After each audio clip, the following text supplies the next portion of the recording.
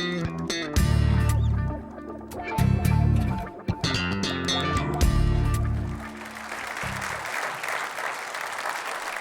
have two somewhat amusing quotes to read to you.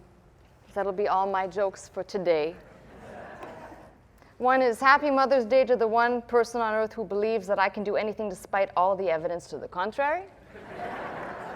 And the other one is, "Dear mother-in-law, I don't need you to teach me how to raise my children. I live with one of yours. He needs a lot of work."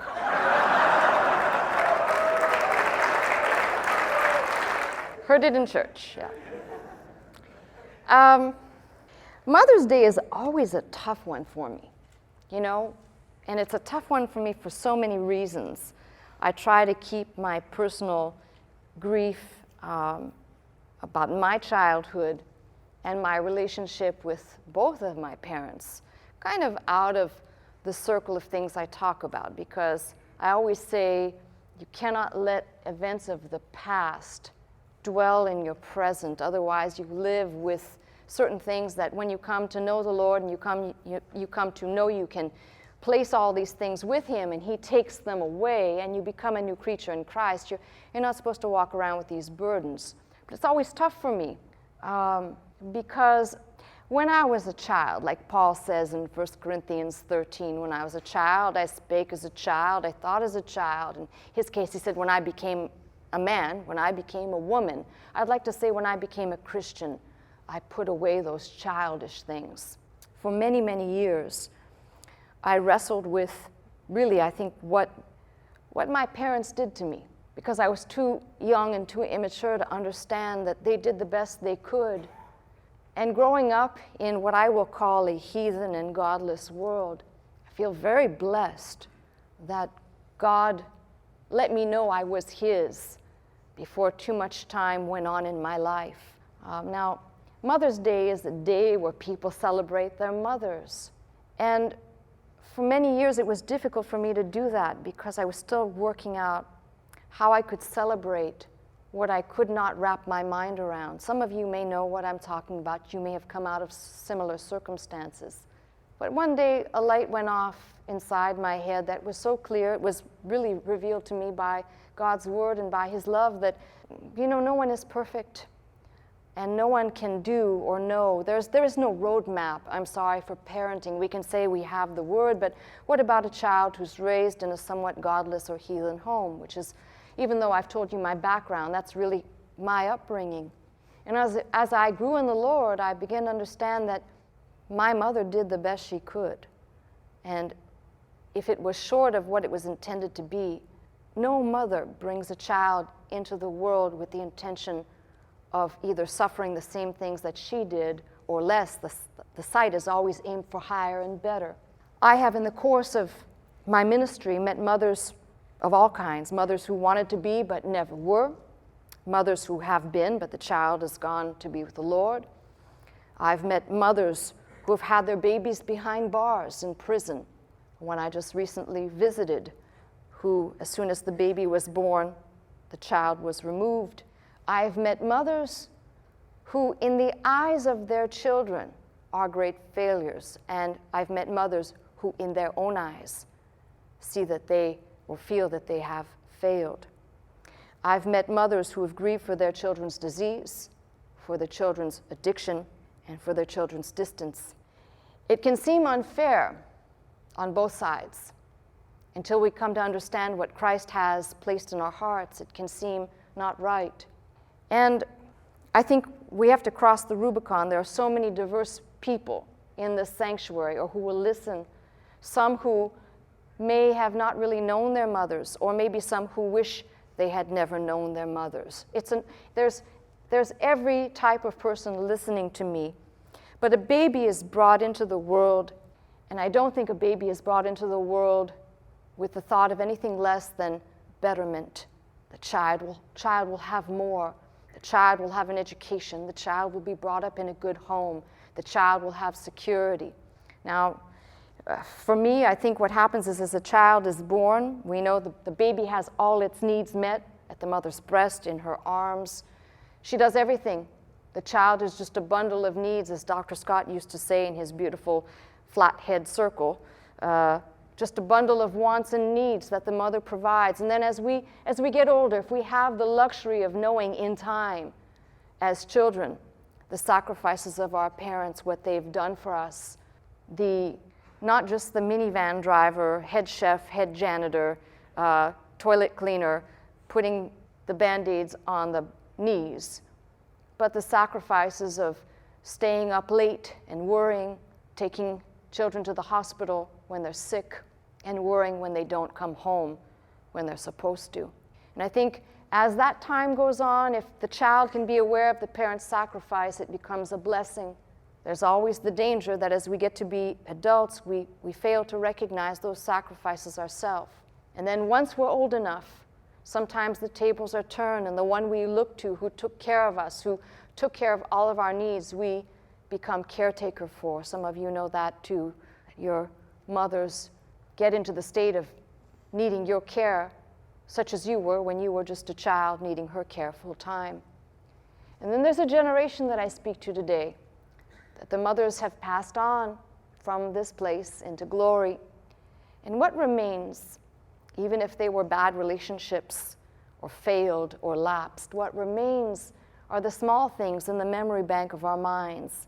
Mother's perfume, or the color of mother's eyes, or something that she used to do or say often that comes to our minds. It's a scrapbook of memories that indelibly will stay marked there until you go to be with her. So the message cannot be just a one-size-fits-all. There are those who, like myself, will have issues and grapple with something until Christ settles the matter. And I hope it will be settled for you today, that the message I'm going to deliver is a little highlight of a diversity of people in the book that should represent all walks of life. And through these people, we get to see God's perfect plan. The book of Ecclesiastes says there is a season for everything. And I think there is a season to understand we cannot hold the past as a prisoner, but we commit it to Christ. And we see afresh through his eyes. We're better able to understand. Now, the first mother I want to look at, and there are only three, but the first mother I want to look at represents a godly woman, and that is the person of Hannah in 1 Samuel. And what's so disturbing, I probably will not read too much of the text because I have other texts that will be more lengthy, but what's so disturbing about this, if you're familiar with the story out of 1 Samuel, is the fact that Hannah was married to a man who also had another woman, Peninnah, who was the antithesis of godly, the antithesis of good, and yet God seemed to favor her and not Hannah.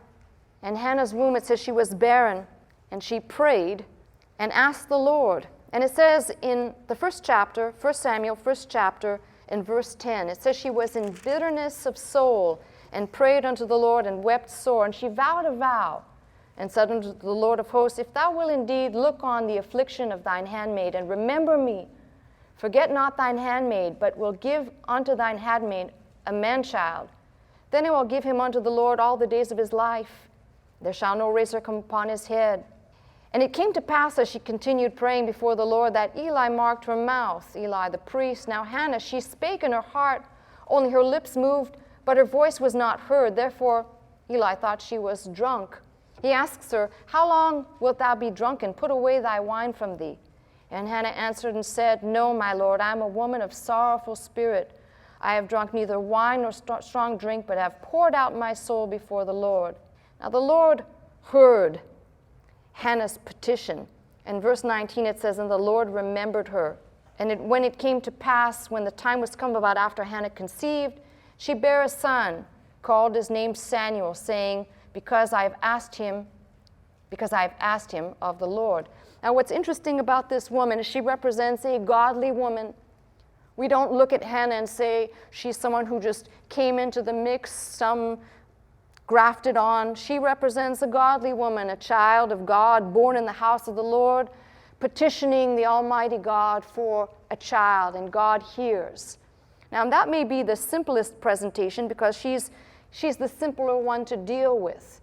But there are other mothers that maybe we will connect with a little bit better, because many will say, I didn't grow up in the house of the Lord.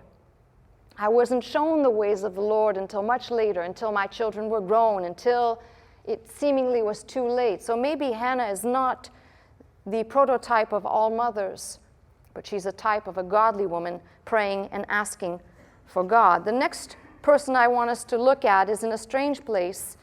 Turn to the book of Proverbs. Yeah, I know. Now, Proverbs 31 says, the words of King Lemuel. If you can find Proverbs, it's right after Psalms. That's how I know you really are my church. Any other church? Proverbs. That's how I know you're mine. Proverbs 31, the words of King Lemuel, the prophecy that his mother taught him. Let's stop right there. So because we don't study the book of Proverbs that often here in the church, the opening of Proverbs 1:8 begins with my son, the advice from a father, and closes in chapter 31 with the advice of a mother. Now, most people who study this have settled the matter. Lemuel, Agur, Jedidah, they are all Solomon. That is what some of the more Hebraic commentaries read. And we know we have really no reason to doubt most of the book of Proverbs is ascribed to Solomon. So the words of King Lemuel, in other words, Solomon, the prophecy that his mother taught him. Now let me stop and camp out on this for a minute, because we know who his mother is. His mother is Bath-sheba. That's very interesting, because we wouldn't really stop and think about this. But I need you to carefully approach this passage with me, because we can read things sometimes and we read how it sounds so legalistic or how it sounds so robotic, but you can only understand from this mother's perspective why she would say the following things to her son. So the prophecy, the Hebrew word might be better interpreted as the burden that his mother taught him. And the first thing she says is, what, my son, and what the son of my womb, and what the son of my vows? What should I tell you, my son? What can I tell you? Now, this is what's interesting. You've got to get the frame of reference from the eyes of Bath-sheba. First of all, she was one of many of David's wives. We know that. The scripture tells us there was Michal and Abigail, and Ahinoam, Maacah, Haggith, Abital, and Eglah, just to name a few. Those are the ones we know about. So she knew something of the perils of women. We don't think this way, but I need you to understand from a mother's perspective. Sometimes mothers will give warnings to their children. Now it's the proverbial hot stove, don't touch the hot stove, but you touch it anyway. Mothers will warn their children of certain things. I don't know what it might have been for you growing up that your mother so earnestly warned you about. Maybe it was the peril of drugs, or it was the peril of the wrong crowd, or whatever it was. But mothers will often give that type of motherly advice, and most of the time, unfortunately, it goes unheeded. We know that. We have the scars to bear witness to that. So she says, give not thy strength unto women, nor thy ways to that which destroyeth kings. So the first thing she counsels him about is to not give his strength, his chayil, his strength unto women, nor thy ways unto that which destroyeth kings. And you might say, well, that's quite a power-packed thought right there, considering that Solomon had 700 wives and 300 concubines. And if he started at the age of 20 and finished about the age of 70, for 50 years he would have probably taken about 22 wives a week or something like that. If you're a math person, don't quote me on that. That's a whole lot of loving going on there. Or whatever you want to call it. Happy Mother's Day. But it's ironic that she is giving this advice. Give not thy strength unto women, nor thy ways that which destroyeth kings. For it is, listen carefully, in the context, it is not for kings, O Lemuel, it is not for kings to drink wine, nor for princes to drink strong drink, lest they drink and forget the law and pervert the judgment of any of the afflicted. Give strong drink unto them that is ready to perish, and wine unto those that be heavy of hearts or in bitter soul. Let him drink and forget his poverty and remember his misery no more. Now, she cautions him on women. She cautions him on wine. Now, I want you to get the frame of reference from this mother.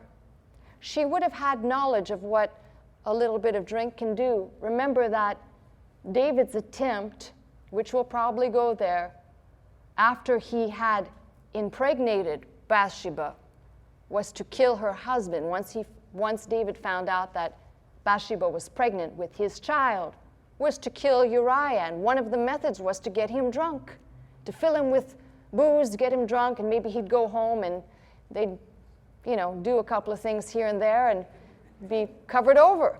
What is that scripture? A little wine covereth a multitude of sins. Oh, that's from the wrong book. So you have to get the perspective of what she's saying. Also, she probably had heard of one of the wives that was married to Nabal, who was a drunkard, and probably the tortures and torments of being married to him, and his wine did indeed consume him. So she's cautioning him, beware of not giving your strength to women, wine, and there's one more, your words. Open thy mouth for the dumb in the cause of all such as are appointed to destruction. Open thy mouth, judge righteously, and plead the cause of the poor and needy. And there's one thing that Solomon does indeed do. He does indeed do that very well. If you remember the passage with the two mothers who come to him, and they were both under one roof, and they both gave birth, and one of the mothers leans over in the night and crushes her baby, and she goes and she steals the newborn baby of the other mother, and they do a little swap. She does a swap. She gives the dead baby to the other mother and takes that child and takes it to herself.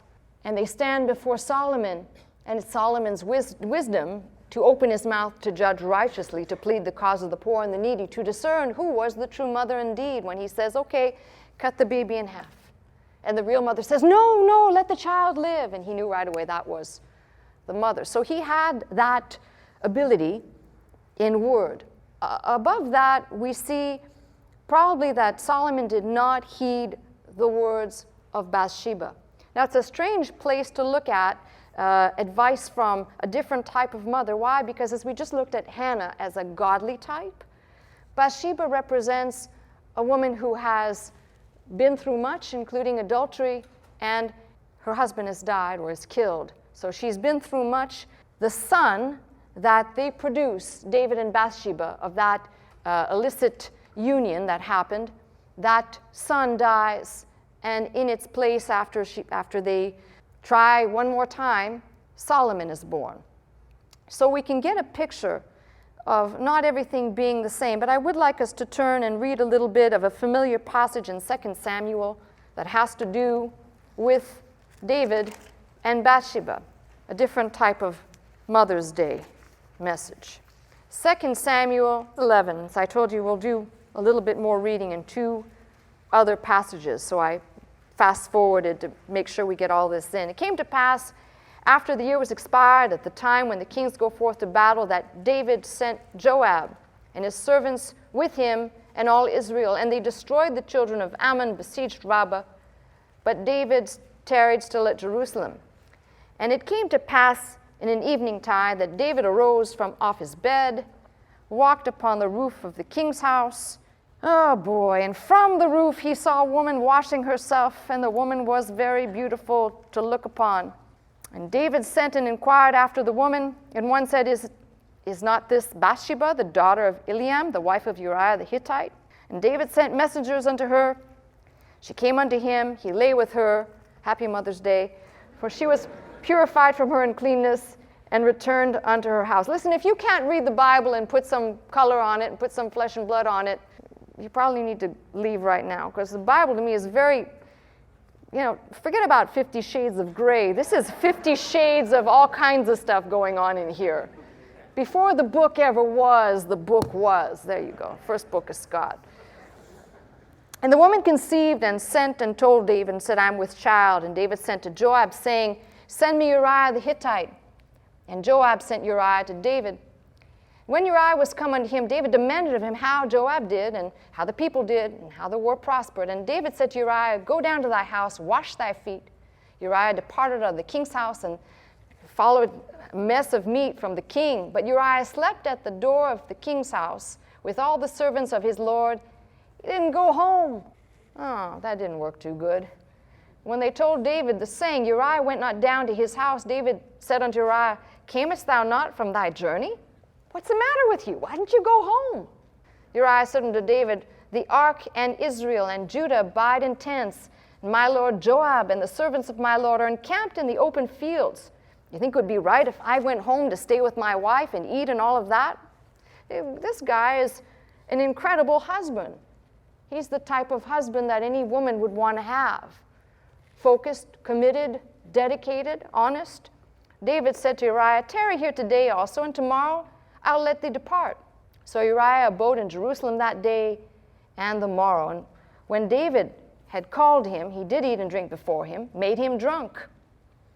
And at even when he went out, does not go to his house, he goes back to the same place, did not go home, because he could have gone home drunk and, well, whoops, right? But that didn't happen. It came to pass in the morning that David wrote a letter to Joab, sent it by the hand of Uriah. And he wrote in the letter saying, set ye Uriah in the forefront of the hottest battle, retire ye from him, that he may be smitten and die. It came to pass when Joab observed the city, he assigned Uriah unto a place where he knew that valiant men were. Now, I love this. The men of that city went out, fought with Joab, and there fell some of the people of the servants of David, and Uriah the Hittite died also. Then Joab sent word back to David to tell him of this. Now, what's interesting is that after all of this is done, when the wife of Uriah heard that Uriah, her husband, was dead, verse 26, she mourned for her husband. And when the morning was past, David sent and fetched her to his house, and she became his wife, waste no time, and bare a son. But the thing that David had done displeased the Lord. Now we know what happens with the prophet Nathan coming in and telling a parable to tell him, thou art the man, this terrible sin, thou art the man. And it is in this passage we know that David, full of grief and sorrow, probably pens Psalm 51, the greatest psalm of repentance. But after this it says, in the 12th chapter, verse 15, the Lord struck the child that Uriah's wife bare unto David, and it was very sick. Ultimately, the child dies, and after the child is dead, it says in verse 24, David comforted Bath-sheba, his wife. Boy, did he ever. He went unto her and lay with her, and she bare a son, and called his name Solomon. And the Lord loved him, and he sent him by the hand of Nathan the prophet, and called his name Jedidah, because of the Lord. Now, this is what's interesting. God gave another son, and this is the son that is being addressed in Proverbs, who supposedly prayed for wisdom, had a great experience with the Lord appearing before him, the presence of the Lord, and we know all of the great things that he did. It's like he started off good, and he didn't finish so well. And the only redeeming thing I can say is in the book of Ecclesiastes. It seems like if the book of Ecclesiastes was written at a later time, there is, in the 7th chapter of the book of Ecclesiastes, there's something quite relevant. You may want to turn there with me. If the book of Ecclesiastes is indeed attributed to the very same man we're discussing, maybe counsel did set in from the mother, because in chapter 7 and verse 25, I applied mine heart to know and search and to seek out wisdom and the reason of things, and to know the wickedness of folly, even the foolishness and madness. And I find more bitter than death the woman whose heart is snares and nets. So that sounds like maybe came to his senses possibly after those 1,000 women, which remarkably didn't make him lose his mind. And her hands as bands. Well, listen, multiply 1,000 times 2. That's how many bands he might have had. Whoso pleaseth God shall escape from her, but the sinner shall be taken by her. Behold, this I have found, saith the preacher, counting one by one to find out the account, which yet my soul seeketh, but I find not. One man among 1,000 have I found, but a woman among all those have I not found. So maybe he took the mother's words at some point and took them to himself as he penned this. So let me go back again. We have the picture of godly Hannah praying for her son, praying for a son, and the Lord remembers her. We have a picture of Bath-sheba. We know that she didn't start off necessarily too good with David because that whole union was a union that began in infidelity. And then, so we can say that there are some that are in the middle ground. They didn't start out so good, but then they came to know God, like this one I've just mentioned. And then lastly, I want to take you, I said it only mentioned 3. I want to take you to a book that will probably paint the whole picture for you in a strange way. So we're actually going backwards. Typically, that's the way we read, we women. Turn to the book of Ruth. And don't think that it's the typical thing that you might say, well, I know where Pastor's going to go with this, because maybe you don't. So we have 2 types of women we've looked at so far. The book of Ruth, we know, is the story of a woman who is married. Her husband and her 2 sons die, and she is left with nothing but the wives of her sons. And they are on a journey in a great famine headed towards Bethlehem. One of the daughters, Ruth, says, I will go where you go. I will follow you. I can just imagine, it's not really unfolded here, but I can just imagine perhaps Ruth asking Naomi, her mother, to tell her about this God of Israel, to tell her about the God who delivers, to tell her maybe something about this God. The other sister decides she will not journey on. So we see this unfolding of a mother, that is Naomi, and daughter-in-law, who are now traveling together to find food. And we pick up in the 2nd chapter of the book of Ruth. It says, and Naomi had a kinsman of her husband, a mighty man of wealth, of the family of Elimelech, and his name was Boaz.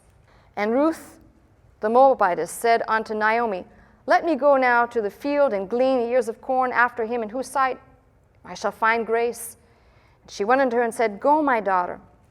And this is a beautiful picture of this man Boaz, who, as is said, is a kinsman, but a mighty man of wealth. I want you to just make a mental note of that. Boaz is a mighty man of wealth. There's certain things we can know about Boaz here. We know that he had a field, he had property, and if he had property, he had an inheritance. She went and came and gleaned in the field after the reapers, and her hap was to light on part of the field belonging unto Boaz, who was kindred of Elimelech. And behold, Boaz came from Bethlehem and said unto the reapers, the Lord be with you. So we know he's a godly man. The Lord be with you. And they answered, the Lord bless thee. We have a man who's mighty in wealth. He has got possession. He's a godly man. And then Boaz said unto his servant, who was set over by the reapers, who is this damsel? So we know he's attentive. The servant that was set over the reapers answered and said, it is the Moabitish damsel which came back with Naomi out of the country of Moab. And I love this because the servant says, and she said, I pray, let me glean and gather after the reapers among the sheep. So she came and hath continued even from the morning until now. She has tarried a little in the house. Then Boaz, I love this, then said Boaz unto Ruth, hearest thou not, my daughter? Go not to glean in another field, neither go from hence, but abide here fast by my maidens. We have a protective man. There's all the character of Boaz that is incredibly beautiful. And you're probably wondering, have you left your Mother's Day message? No, not at all. Because let me just I'll jump to the conclusion, and then I'll come back to finish where I'm going with this. Because if Hannah is the godly woman who prays, and if Bath-sheba is the adulterer who then turns and comes to know God and becomes a faithful worshiper of God, Boaz's mother is none other than Rahab, the whore, the harlot. And the beautiful thing about this is that no matter where you start in God's book, the grace of God says a mother's child can be better. That when we set our course and our focus towards God, the course of things may unfold differently. The child did not remain with a mark of being stamped as this illegitimate one, perhaps. Well, we know that this child, Boaz, is the product of Salmon, not Solomon, Salmon. Imagine having that as a name. Little fishy. Anyway, the point I'm wanting to strive here with is that not all start out the same way. This Boaz is the child of a harlot. And we know that from the story, from the passage that we've read many times out of the book of Joshua, we know how this beautiful depiction of a woman who obviously had a reputation, she and all of her household were spared because of her obedience and her faith, not, as James says, according to her works, although Boaz may be part of those works. But my point is to say that it doesn't always have to be the way people paint things to be. That the true reality is, if you keep looking at this godly man, a man who is mighty in wealth, has a field, has attention, is polite, charitable, protective. He even has a revelation. This is his revelation. He says, "It has been fully shown to me all that thou hast done unto thy mother-in-law since the death of thine husband, how thou hast left thy father and thy mother, and the land of thy nativity, and art come unto a people which thou knewest not heretofore. The Lord recompense thy work, a full reward be given thee of the Lord God of Israel, under whose wings thou art come to trust." It's a beautiful picture of someone whose life is definitely hinged on God and God's word. And this is the man that she has encountered who will eventually redeem her and marry her. Now, of all of this, if you keep reading on, we know the end of this story, that she goes into him at nighttime under the urging of Naomi. Go unto him, lay at his feet, uncover his feet, lay at his feet. And of course, when this does happen, he is startled to find this woman at his feet. And there's many different renditions of that in the Hebrew, but let's just leave it that she was at his feet. Happy Mother's Day. And the beautiful thing about this is that after he tells her he will do this thing. He will go to search out to find out if there's this one that is next of kin. If this next of kin will not redeem, he will. It's interesting.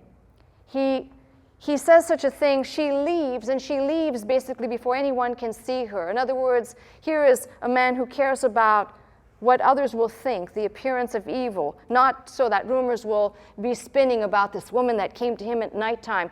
Now, this is a clear message to say that no matter where the mother Rahab started, she produced a good son. And that's what I want you to meditate on. You know, when I say it's difficult for me to preach a Mother's Day message with all of my baggage, this is what I look to. The different personages in God's book, they all have different places they start at. Some were born into the house of God, and others came along the way with terrible sins, and others with a life so marred and a lifestyle so burdened down, and yet it did not affect God's plan for their future. God has a plan. Jeremiah says, "My thoughts for you are thoughts of peace, shalom. They're not thoughts of evil." We have to learn, just like Boaz says, to come under the wings, to trust God at his word. Now, the interesting thing is that he goes to the gate, chapter 4, and sat down. Behold, the kinsman of whom Boaz spake came by, unto whom he said, "Ho, such a one, turn aside, sit down here." He turned aside and sat down. And he took 10 men of the elders of the city, told him to sit down with them. And he said unto the kinsman, "Naomi, that is come again out of the country of Moab, selleth a parcel of land, which was our brother Elimelech's. I thought to advertise thee, saying, but buy it before the inhabitants." Now, listen very carefully to what is said here, because there's something subtle you can read right by. "Before the elders of my people, if thou wilt redeem it, redeem it. But if thou wilt not redeem it, then tell me, that I may know, for there is none to redeem it besides thee. Then I will redeem it." Then said Boaz, "What day buys the field of the hand of Naomi, you must also," essentially, Ruth comes with the package here. This is a package deal. You can't have the field and not take Ruth. So just get that straight in your head. And I like you to see what he calls her, Ruth the Moabitess, the wife of the dead, to raise up the name of the dead upon his inheritance. The kinsman said, I cannot redeem it for myself, lest I mar mine own inheritance. Why? Lest I take that Moabite woman and mar my inheritance with her, not the property, the woman, her lineage. But you see, Boaz didn't have to worry about his lineage being marred. He came from marred lineage in Rahab. And God didn't seem to care because he included all of these right down into the fabric and tapestry of the line of Christ. So what I love about this, it's a message to any person, whether you are a daughter looking towards your mother or a mother looking at your daughter, whether you are close or far away. The most important thing to celebrate is God entering into our lives, no matter where we are, as these so clearly define for me a perfect image of something that will take me ultimately to my message, which is not about these three women necessarily, but about something that should go with these three women and every mother and child everywhere today. If you are not close with your mother, if you've had turmoil, if you've had a tumultuous relationship, then I would urge you to do what I have done in my heart, for my opportunity came, the lights were on too late before I had the chance to say to my mother that I forgave her. Now, I've taught you the lesson on forgiveness, and forgiving isn't going and telling somebody necessarily, I forgive, but letting it go with Christ and letting the burdens of the past, if they be burdens, letting them with Him, casting our care upon Him, trusting Him, and knowing the fact that if God enters into each of these lives, as I've clearly shown, God can enter into ours. There are mothers sitting in this sanctuary today whose daughters or sons have strayed. And I speak specifically to the mothers just because it's Mother's Day, but mothers and fathers. There are some mothers here that do double duty as fathers as well. There are mothers sitting in this sanctuary who, just like me, did not have a good relationship with their mother. There are also women whose mothers are, as I know of one specifically, laying in a hospital bed this morning, probably right there, just about to enter into God's presence.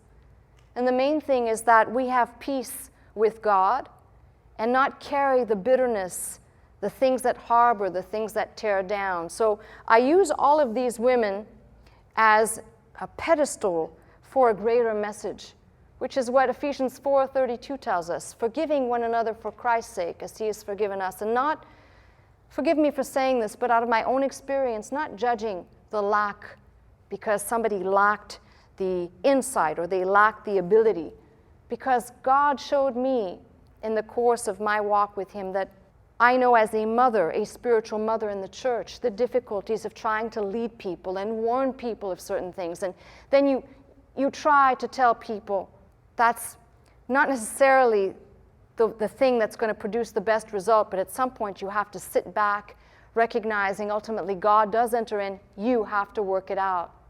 And I cannot hold that barrier. Speaking for myself, I could not hold that barrier, even with the one who I called mother. There are mothers here who are also grandmothers. There are close families. There are prototypes sitting in front of me of what a mother should be, and there are those wishing that they could have been a mother. And to all of those, every single one, I'd say, let this be the opportunity. Use it as an excuse, although you don't need to let God fill your heart with His love and forgiveness. Because the greatest thing that happens when we realize, I cannot stand and judge what dilemmas my mother faced. I cannot judge and say, why didn't she do this, or why wasn't she there, or why this happened. I can only say, not knowing her circumstance, God has forgiven her and God has forgiven me. Now, it's a very harsh thing to say, but I doubt that Boaz looked back and said, my mother was a harlot and she brought me into this life and I'm miserable because she brought me into this life like this. No, it seems that he did pretty good as a man of God, standing on his own feet. You see his character in these pages clearly respectable, righteous, charitable, dignified, just everything that a mother would want her child to be, and yet look where he came from.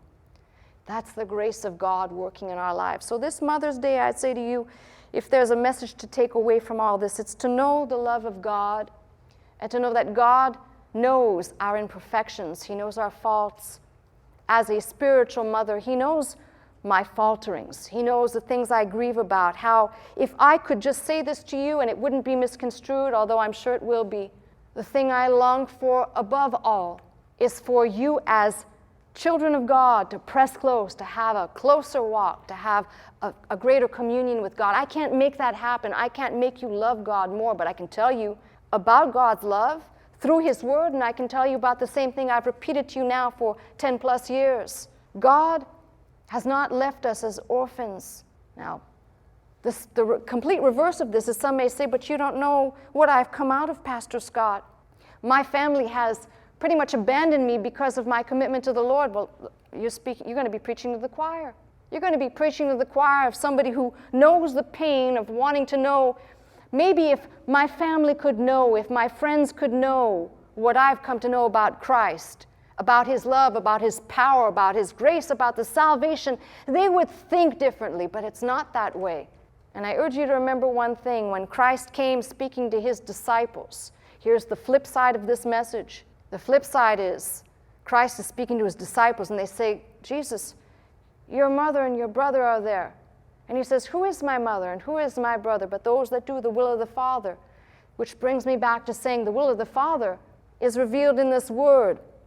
Don't think this wishy-washy when I say love one another, because the love of Christ overpowers. Read Corinthians that talks about love, what love is, then you realize that love is also bearing the pain of people not hearing your words of concern, mothers, to your children. Love is also understanding that at some point you have to stand back and say, I will simply pray. And at some point, love is understanding God, who has poured out His blood, has filled my heart with that which only God can fix in the situation that I struggle with, or maybe you struggle with, which is that family that will not be reconciled. I'd say come back to Hannah, praying mother. Come back to Hannah, not mother in the church as never out in the world, but a praying mother who keeps praying for her family, praying for her children. And if we're like those coming into the church like Bath-sheba, if we're like those coming into the church like I've just mentioned Rahab, God enters into all those things, to every circumstance, even to the mother who grieves about the child who's distant. We don't know. All we can do is pray. Right, Mom? And we love your baby too, and we'll always love your baby. I pray you take what I've said today and understand God has a better way. Our ways never work. Mothers with children who are distant today, maybe your child needed to go and find the distance before they can come back and know what the light is. And the ones that wrestle and say, well, maybe I was born in the church. You know how many king's kids have left the church? As they were born in the church and they've never experienced anything apart from the church. That's some of the burden I've had to bear, because I realized just like I had to make my journey and you've all had to make yours, there are some that will have to go and suffer the peril of the damage of being out in the world to recognize that God will still be standing there with arms open saying, come home. Him that cometh unto me, I will in no wise cast out. So above all of this, the mothers we've looked at is the message today, love, and the love of God that conquers everything. And for those that say, but I've failed in my parenting, because if I would have done better, my child would not have. I urge you to stop right there and reconsider the ones I've looked at, and consider the fact that God, by design sometimes, lets that failure become the very thing that becomes the crowning success down the road. Now, many people will wield the scripture that says if you raise a child, if you'll train him in the ways, he'll not soon depart. And that's not necessarily true, because every child must come to the age of emancipation, to the age of rebellion, to the age of I'm an adult now. And every child eventually becomes a child that will turn back and say, my mother was, as I say today, a great woman, making great sacrifices for her children, and even in her flaws, a great mother. Her circumstance brought me here today to stand in front of you. That is God entering in, and God will enter into your family as well. The message is God's love and power can conquer and reconcile every family that looks towards Him. Keep praying. Don't think you've started in a terrible place and it's too late. And look to Rahab and understand this is the lineage that points to Christ. We have a heritage in the kingdom that says not all are perfect, but many flawed vessels that came in to raise up good children in the Lord. That's my message. I'm Pastor Melissa Scott, pastor of Faith Center, Glendale, California. I teach every Sunday morning at 11 a.m. If you'd like to attend services with us, simply call the 800 number, that is 800-338-3030, to join us. If you'd like to watch, listen, and learn 24 hours a day, simply log on to our website at www.pastormelissascott.com.